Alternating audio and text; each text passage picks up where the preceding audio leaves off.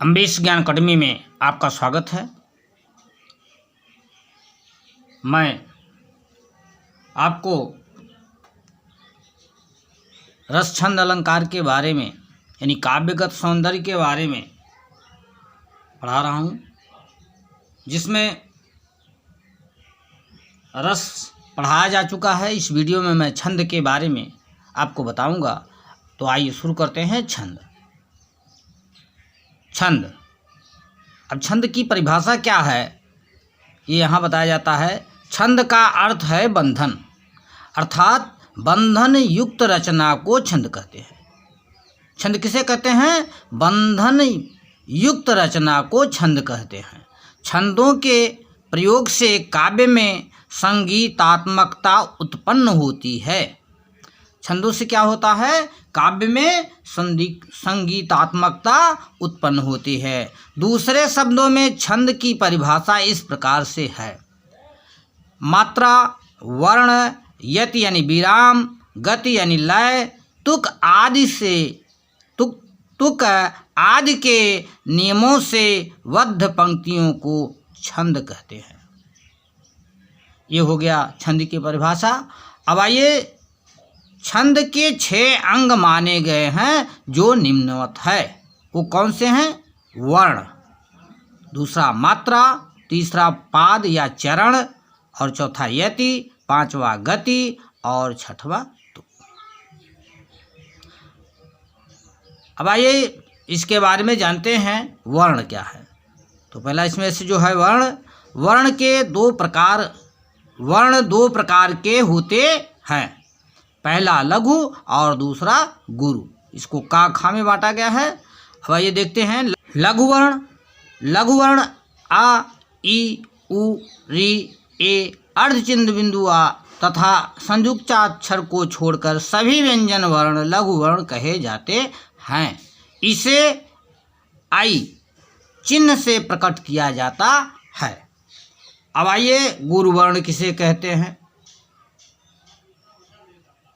गुरु वर्ण आ, ई, उ, ए, ऐ, ओ, औ, अं, अह तथा छात्राज्ञा को गुरु वर्ण कहते हैं। इसे यस एक चिन्ह बनाया गया है, चिन्ह से प्रकट किया जाता है। अब आइए, इसमें एक चीज़ आप देख रहे हैं कि लघु वर्ण में भी ये है और गुरु वर्ण में भी ये है। यह कहने के अनुसार होगा। जैसे एक शब्द है पेन। अगर हम पेन कहेंगे, ए का मात्रा लगा हुआ है, तो यहाँ आवाज़ को भारी किया जा रहा है, इसलिए गुरु होगा। परंतु पेन उसी तरह से लिखा जाएगा पेन। अगर हम पेन कहेंगे तो यहाँ एक मात्रा गिना जाएगा। आइए मात्रा, जो दूसरा है इसमें वह है मात्रा। अब मात्रा किसे कहते हैं देखते हैं। मात्रा वर्ण के उच्चारण में लगने वाले समय को मात्रा कहते हैं। अर्थात वर्ण के उच्चारण में जब हम समय लगाते हैं जो, उसे मात्रा कहते हैं। ये 2 प्रकार के होते हैं, का लघु और खा गुरु। अब लघु मात्रा क्या है, इसके बारे में जानिए। लघु मात्रा जब वर्ण के उच्चारण में बहुत कम समय लगता है तो उसे लघु मात्रा कहते हैं। इसे ये जो चिन्ह बनाया गया आई से चिन्हित किया जाता है। इसके बाद गुरु मात्रा। ये गुरु मात्रा क्या है?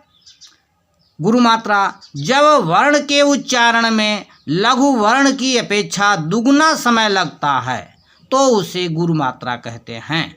गुरु मात्रा को यस से चिन्हित किया जाता है। यस की तरह से चिन्ह बनाया जाता है, अर्थात उसकी मात्रा 2 मानी जाती है। इसके बाद तीसरा क्या है? तीसरा पाद या चरण कहते हैं। इसमें प्रत्येक छंद में प्रायः 4 भाग होते हैं, जिसे चरण या पाद कहते हैं। ये हो गया। और इसके बाद यति का विराम भी होता है। छंद का पाठ करते समय सांस लेने के लिए क्षण भर रुकने को यति या विराम कहते हैं। जब हम सांस लेते हैं थोड़ा सा तो उसे विराम कहते हैं, यति कहते हैं। और इसके बाद अगला जो है वो है गति। गति लय। पढ़ते समय कविता के प्रवाह को गति या लय कहते हैं। अब आइए छठवां जो है वो है तुक। तुक छंदों के चरण के अंत में समान वर्णों की आवृत्ति को तुक कहते हैं। ये हो गया इसके छंद के जो अंग हैं। अब इसके बाद गण के बारे में आपको बताया जाता है। ये गण क्या होते हैं, आइए गण के बारे में जानते हैं। गण कविता में लघु गुरु क्रम से 3 वर्णों के समुदाय को गण कहते हैं। किसे कहते हैं गण? कविता में लघु गुरु क्रम से 3 वर्णों के समुदाय को गण कहते हैं। गणों की संख्या 8 है, जो इस प्रकार से है। वो कौन कौन गण हैं? वो है यगण, मगण, तगण, रगण, जगण, भगण, नगण और सगण। अब इस 8 गण को जानने के लिए एक सूत्र का प्रयोग किया जाता है, जो इस प्रकार से है। इन गणों को याद करने के लिए एक सूत्र है। क्या है? यमाता राजभान सलगा। ये सूत्र का प्रयोग किया जाता है और इसमें एक तालिका बनाया गया है, जैसे गण के नाम, संकेत, वर्ण, रूप, उदाहरण। तो अब इसमें देख सकते हैं ये जो गण का नाम है, संकेत, वर्ण, रूप। अब गण के नाम में है, जैसे यहाँ बताया गया, यगण, मगण, तगण, रगण, जगण, भगण, नगण और सगण। अब यगण का जो संकेत है वो एक लघु है और 2 गुरु हैं, और ये इसका जो वर्ण रूप है यमाता। यहाँ जो यमाता राजभान सलगा है, यहाँ से प्रथम 3 वर्ण देखिए तो यहाँ से ये यमाता लिया गया है, अर्थात एक लघु है और 2 गुरु हैं। और इसका उदाहरण यशोदा है। इसका उदाहरण यशोदा है। इसके बाद दूसरा जो है वो है मगण है। मगण में आप देख रहे हैं इसका संकेत यस यस यस, अर्थात 3 गुरु हैं। और इसका वर्ण रूप जो है वो है, यहाँ से देखिए, मातारा। ये मातारा है और इसका उदाहरण मायावी होगा। और तीसरे नंबर पर जो है तगण है। तगण है, इसका जो संकेत रूप है 2 गुरु है और 1 लघु है। और इसके बाद ये कहाँ से लिया जाता है? यहाँ से ता से देखिए, ताराज।